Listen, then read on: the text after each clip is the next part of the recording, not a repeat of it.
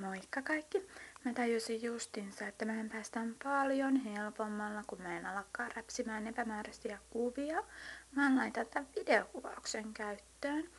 Eli moni on tahtonut tietää, että miltä se nykyinen meikkivarasto näyttää. Täältä tulee pientä esittelyä, eli täällä on heti ensimmäisenä oikealla hoitoaineet. Ei ole enää ihan hirveän montaa jäljellä. Sitten siinä keskellä on vähän noita jätettäviä hoitoaineita ja latvasuojaa ja semmoista. Sitten on shamppoita. Täällä on enää ihan pari jäljellä. Tuolla on toi kuiva shampoo myös seassa ja kylppärissä on muutama.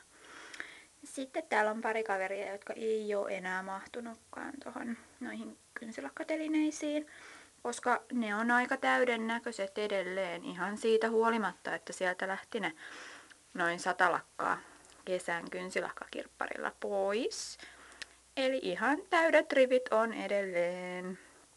Sitten täällä vähän ylempänä.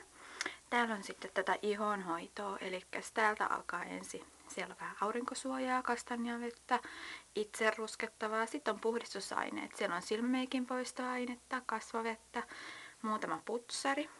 Sitten on rivillinen noita erilaisia naamioita ja vähän kuorintaa. Ja sitten täällä tulee noita seerumeita. Siellä on Lumenea, Klinikkiä, Estée Lauderia.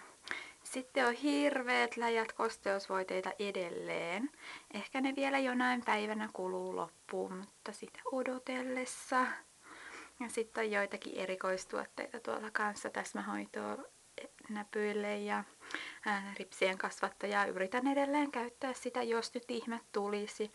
Sitten on deodorantteja muutama. Ja sitten on noita ihonsävyheleyttejä, jotka vähän heikosti on kuluneet. Lopuksi tässä on vielä ihanasti pitkä rivi mun lempparikirjoja, eli kaikki mahdolliset ihanat mun keräämät kosmetiikkaa ja ihonhoitoon ja muuten kauneudenhoitoon liittyvät kirjat.